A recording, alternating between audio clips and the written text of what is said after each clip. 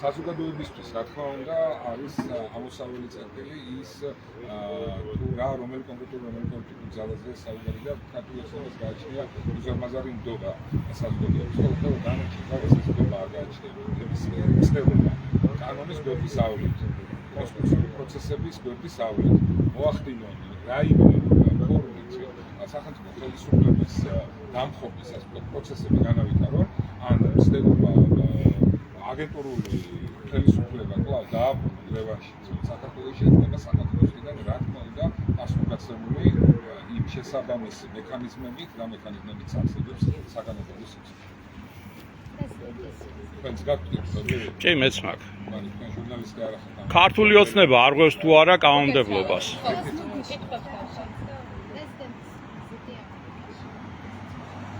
ალენ მნიშვნელოვანი ფორუმი რომელიც საქართველოს ორგანიზაციის ედით იმართება ეს არის ის პლატფორმი სადაც ხადია არის მნიშვნელოვანესი ჩვენი ქვეყნის წარმომადგენლის ქვეყნის პრეზიდენტის მონაწილეობა მისი სიტყვით გამოსვლა იმ პრობლემატიკაზე ყურადღების გამახვილება რაც გააჩნია ჩვენ ქვეყანას იმ გამოწვევები და მიღწევები რომელიც საქართველოს მიერ არის აღქმული განხორციელებული მშვიდობის პოლიტიკა რომელიც არის ჩვენი ხელისუფლების და ჩვენი ქვეყნის სავიზიტო ბარათი მოდი ასე ვთქვათ თელს მსოფლიოში ამ ყველაფრის გაჟღერება ბუნებრივია ძალიან მნიშვნელოვანი შეერთებულ შტატებში აქვე შეიძლება ითქვას ეს არის შესაძლებლობა სხვადასხვა ასევე ურთიერთობების სხვადასხვა დიალოგების სხვადასხვა საკითხებზე მსჯელობის რომელსაც დარწმუნებული ვარ საქართველოს დელეგაცია რა თქმა უნდა გამოიყენებს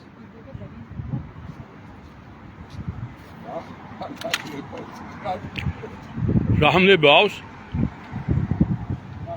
ინტერვიუ მინდა მოგცეთ.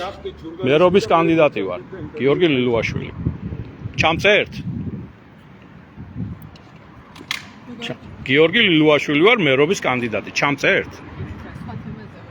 რა თემაზე ხართ მოსული?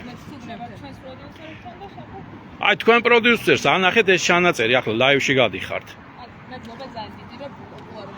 რა თქმა უნდა გიმატებთ პოპულარობას.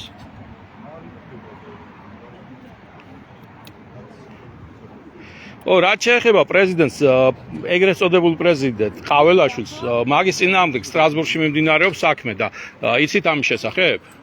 ევროპის სასამართლოში. აი ჟურნალისტები ხო ხართ?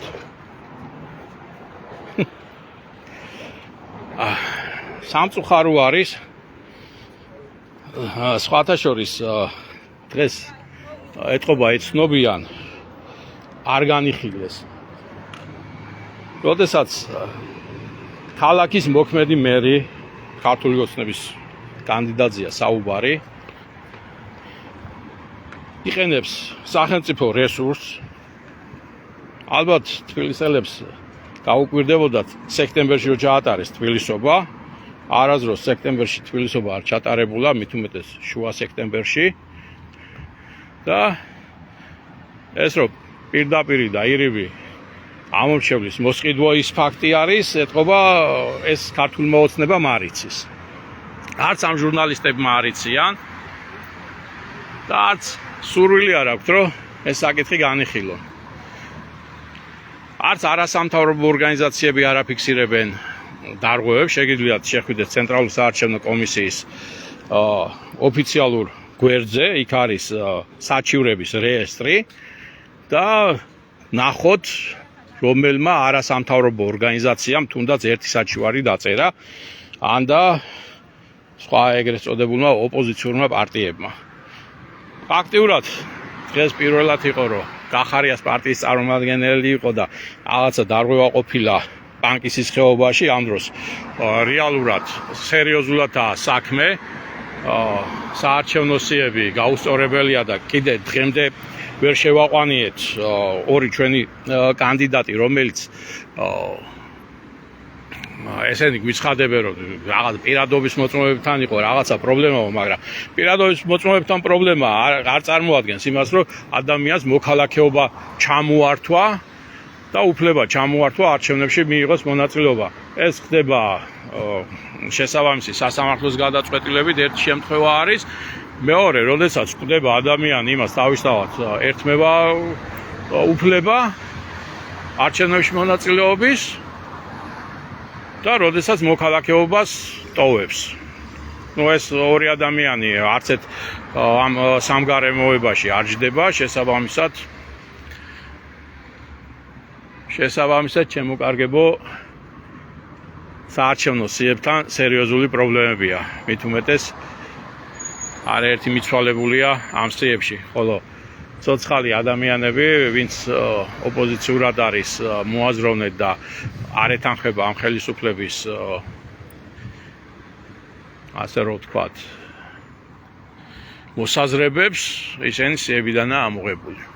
აი ყოველგვარი მიზეზის გარეშე კიდევ ვიმეორებ, ვითხოვ ამ ხნის განმავლობაში რომ წერილობით მოგცემ პასუხი, არ გვაძლევენ დღეს ოქმის სახით წაიღეთო და ოქმებს ვაქვეყნებთო, ნახავ ახლა რა ოქმებს აქვეყნებენ და რა წერენ იქ და იმის მიხედვით მე დავიწყებთ სასამართლო დავებს, ხო, რაც შეეხება სასამართლო დავებს და სასამართლოს მიერ განუხილველად დატოვებულ ჩვენს თემებს, ეს ეხება იმას, რომ ჩვენ დიდი ბოდიშით, მაგრამ არც მოგვიპარია ფული, რომ ამდენი საჩივრების ბაჟები ვიხადოთ და ბაჟის გადაუხტელობის გამო ხდება, რომ საქმეებს არ განიხილავენ.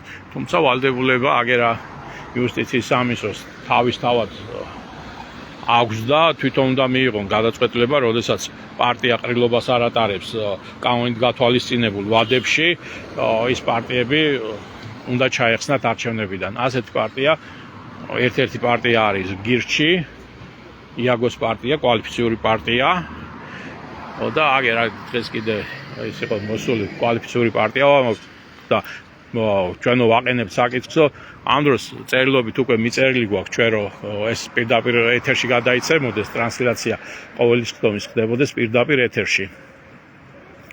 თუმცა თავს არიდებენ, იმიტომ რომ შიშის ფაქტორი აქვს, რომ არავინ დააფიქსირონ, მათ შორის არ დააფიქსირონ ის არასამთავრობო ორგანიზაციები, რომლებიც იგზიან 24 საათი და ფაქტიურად არც ერთი საჩივარი არაა დაწერილი. ხას უსვავ, არც ერთი საჩივარი არაა, არჩევნები ფაქტიურად თავრდება, ასე რომ ვთქვათ და არც ერთი საჩივარი არასამთავრობო ორგანიზაციებიდან, სადამკვირვებლო მისიებიდან დაწერილი. თუ აკვირდებიან ელემენტარულად ჩვენამდეც არავინ მოსულა ზოგიერთმა ისიც კი მითხრა, საერთოდ ვიხართ, ვის დაკარგვი ხართო და ეს პრობლემებია. ჟურნალისტების დამოკიდებულება ნახეთ რა იყო. მიკერძოებულია როგორც დამკვირვებლები, ასევე მიკერძოებულია ტელევიზიები და მაუწყებლობა. კარგით, მადლობა. უბრალოდ ეს მინდოდა მეთქვა. მომავალში იმედია პირდაპირ ეთერში ჩავხვდავენ.